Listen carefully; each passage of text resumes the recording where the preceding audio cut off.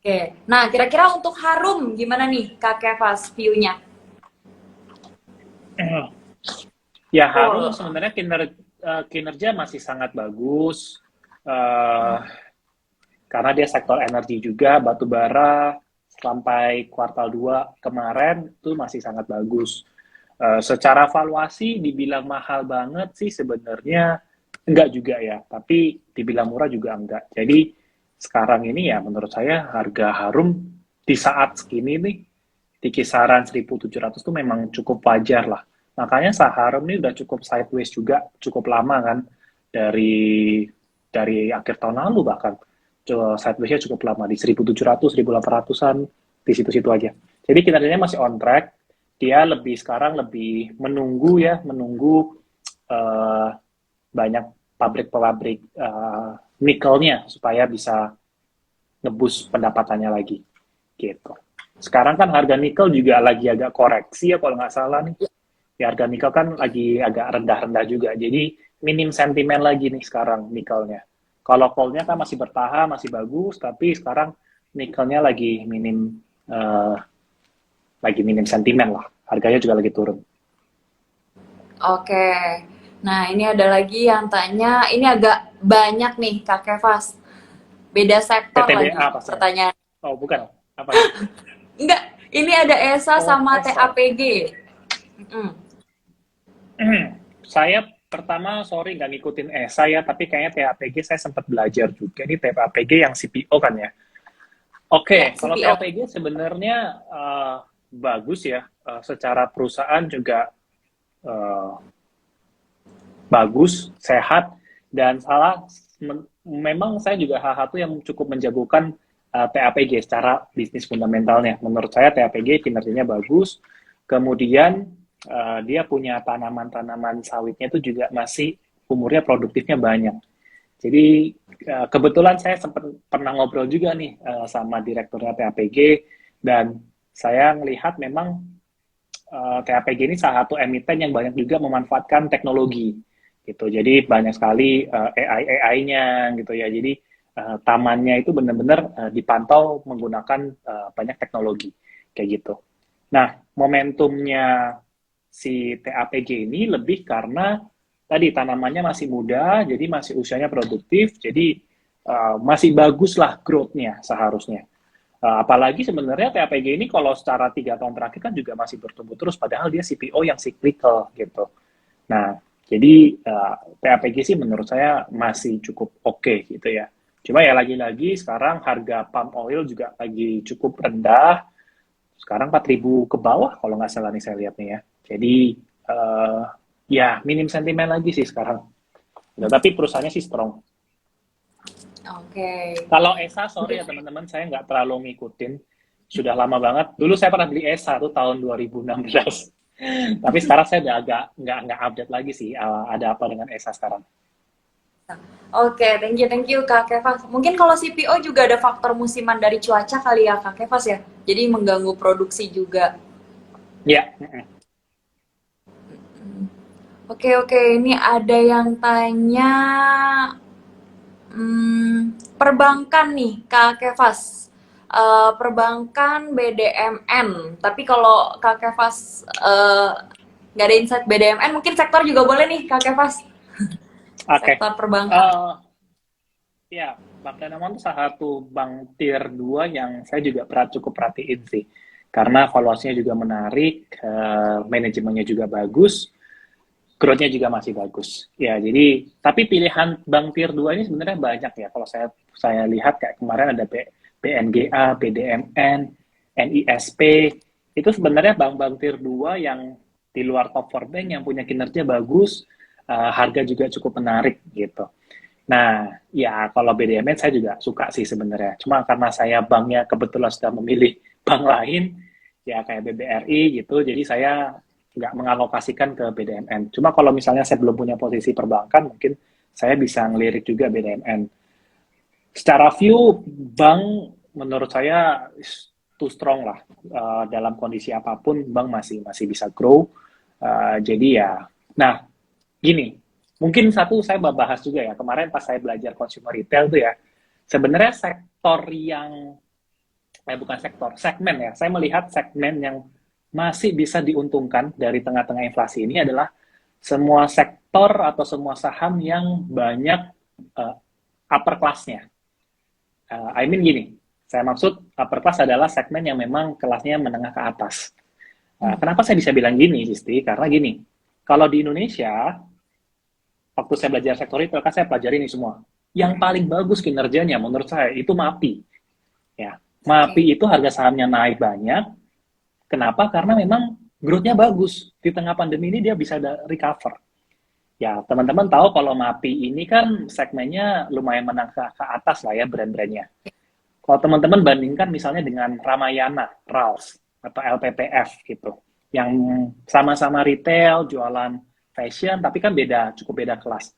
Nah, mereka ini kayak Ralphs masih terpuruk banget lah, belum bisa recover kayak sebelum pandemi. Malah masih 50% dari sebelum pandemi, kayaknya susah banget gitu. Tapi MAPI enjoy the growth malahan, aneh kan?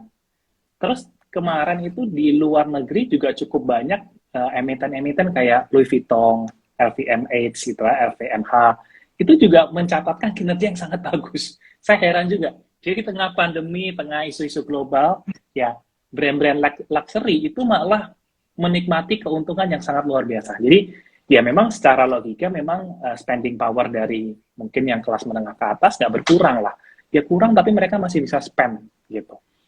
Nah, jadi kalau perbankan, dulu saya pernah ngira kayaknya sektor yang banyak eh, segmen mikronya yang diuntungkan, tapi ternyata kalau kayak gini saya lihat ternyata perbankan yang banyak nanganin korporasi, kayak tadi BDMN salah satunya, apalagi korporasi-korporasi besar gitu kan, yang memang mainnya segmen atas itu diuntungkan ternyata menurut saya karena ya tadi itu berdasarkan data-data segmen yang upper ini lebih lebih bisa bertahan bahkan masih bisa growth. Nah, jadi kalau perbankan yang ngincar ke situ menurut saya jadi lebih lebih menarik juga gitu. Oke, thank you Kak Kevas. Jadi memang kayaknya daya beli masyarakat konsumen apa middle to high kayaknya nggak berkurang ya, justru malah makin meningkat nih. Iya, bener. Oke, nah kira-kira kalau properti gimana Kak Kevas? Karena ini ada yang tanya CTRA nih. Ya, properti saya juga melirik ya. Saya juga ada salah satu masuk di salah satu emiten properti. Cuma kalau menurut saya emiten properti ini ya sudah banyak yang murah, tapi memang lagi-lagi belum ada momentumnya. Jadi ya kalau mau beli saham-saham begini, either kamu mau nyicil, beli pelan-pelan gitu. Menurut saya waktu yang bagus gitu untuk nyicil pelan-pelan karena harganya sangat masuk akal. Tapi kalau berharap untung cepet, iya kayaknya nggak bisa gitu. Kayaknya ini bakal lama. Tapi ya saya masih suka juga dengan sektor properti karena harganya banyak yang murah. Oke. Itu tadi udah banyak banget sektor yang dibahas nih teman-teman. Oke, ini ada lagi yang tanya. Nah, pas banget nih. Ada yang tanya insight-nya PTBA. Kak Kevas, gimana? Setelah PTBA membeli PLTU dari PLN, lengkap juga pertanyaannya. Gimana nih? Iya, ini uh, kalau saya sih sebenarnya nggak suka. Sebenarnya saya juga merasa nggak suka. Ya, kenapa? Karena ya PLTU bukan bisnis yang profitable banget lah dibandingin jualan batu bara aja gitu sebenarnya gitu. Marginnya juga kalah dibandingin margin jual batu bara kan gitu. Nah, terus ini kan juga transfer antar antar apa namanya antar afiliasi lah sama-sama punya pemerintah dan belinya dari PLN juga. Ya kan kita nggak tahu ya maksudnya harganya kemahalan atau enggak. Mending 12 triliun itu dibagi dividen lumayan itu kan. Nah, kalau itu mungkin lebih senang gitu investor. Ya, tapi kalau eh, PLTU ini ya ya mungkin pemerintah mau ngambil duit dari PLN-nya atau gimana ya saya nggak tahu. Jadi memang sebenarnya kalau saya pribadi sih saya nggak terlalu suka sih dengan akuisisi PLTU ini gitu. Oke, oke.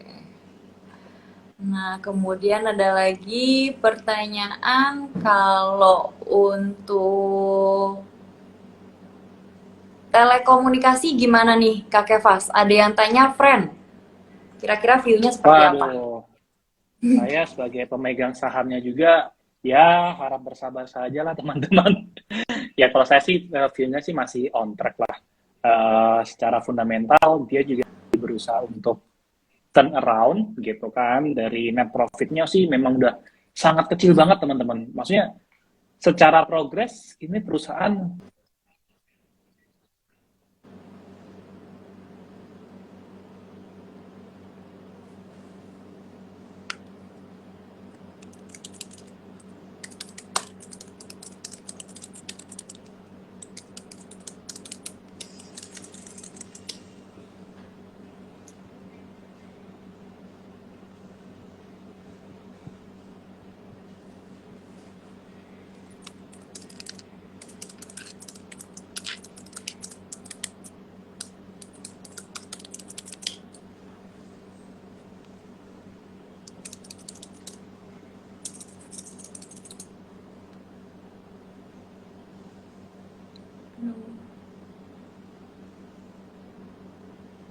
Halo, mohon maaf teman-teman, sepertinya terputus. Oke, coba kita ulang lagi ya, invite Kak Kevas ya. Padahal tadi pembicaraan lagi seru banget ya teman-teman. Sebentar. Ah, halo Kak Kevas, terputus Cek ya cek. Kak? Halo. Iya, keputus. Sorry. Ini kayaknya Ya, dibajak sama fan nih. waduh. Soalnya lagi bahas Baru itu ya Kak diomongin ya. sahamnya langsung ini. Ini lucu soalnya. Saya memang pakai oksigen. Jadi ini dari Smart Friend Oh, oke. punya Ya. afiliasi. Iya. Waduh, gimana nih? Saya pakai pakai Moratel nih, internet providernya nih. Ini satu afiliasi sama Smart Friend nih, gawat nih. Nggak boleh diomongin Silakan berarti Kak, ini saham nih. Ya, view-nya padahal silakan. saya padahal saya masih mau memuji Smart Friend loh, karena memang ya itu apa kinerjanya bagus, Hmm. on track juga dari dia rugi 2 sampai 3 triliun sekarang sudah net profit tipis banget dan revenue juga masih bisa growth. Jadi secara story sih masih ya, tapi memang di market kan ya ajang ajang pertempuran antara pembeli dan penjual. Nah, cuma kalau ngelihat sih memang Friend ini masanya banyak banget sih, kalau saya bilang ya. Masanya banyak banget, jumlah saham peredarannya juga banyak banget. Jadi too much kepentingan lah menurut saya. Agak susah kalau mau naik banyak, itu mungkin retail-retail pada pingin buat nyopet lah, harus langsung dijual. Jadi lebih banyak tekanan-tekanan yang berbeda-beda kepentingan. Tapi secara fundamental perusahaan ya menurut saya harga sekarang masih oke. Uh, ya di bawah 70 sih sebenarnya itu murah sih gitu kan, apalagi private placement terakhir kan 100, seharusnya minimal sih deket-deket situlah harga wajarnya gitu. Jadi kalau di bawah 100 sih ya sebenarnya sih saya bilang sih menarik gitu, cuma ya sabar lah aja lah paling, karena kalau udah megang ya sabar aja deh jadinya sekarang. Oke, oke. Thank you nih Kak Kevas karena waktunya juga udah habis. Oke. Sebelum ditutup, mungkin boleh Hmm. dong Kak Kevas apa motivasi atau tip and trick lagi atau strategi mungkin yang bisa Kak Kevas sharing untuk teman-teman yang lagi nonton nih. Ya, intinya sih di market yang nggak jelas kayak 2023 banyak isu resesi sih, intinya jangan takut ya. Jangan takut karena 2020 aja banyak orang kaya baru yang bermunculan. Saya juga seneng ada 2020 meskipun pandemi, tapi market saham begitu banyak menawarkan peluang yang sangat bagus. Jadi apapun yang terjadi di market, mau crash juga, ya don't worry lah. Ya pastikan beli saham yang memang harganya wajar gitu. Harga saham kalau saham bagus, fundamentalnya bagus, belinya ketinggian juga sebenarnya ada resikonya. Jadi lebih enak kalau ada saham bagus, sekarang harganya malah diskon. Ya sekarang kan banyak sentimen negatif nih, jadi kalau banyak koreksi ya bisa dimanfaatkan gitu. Oke, ya akumulasi pas lagi koreksi justru ya Kak Kevas ya. Iya dong, yes. Kalau Oke. fundamental mau nabung saham, investasi, lebih baik yaitu akumulasi saat harganya lagi koreksi, harganya masuk akal, murah, ya dikoleksi aja.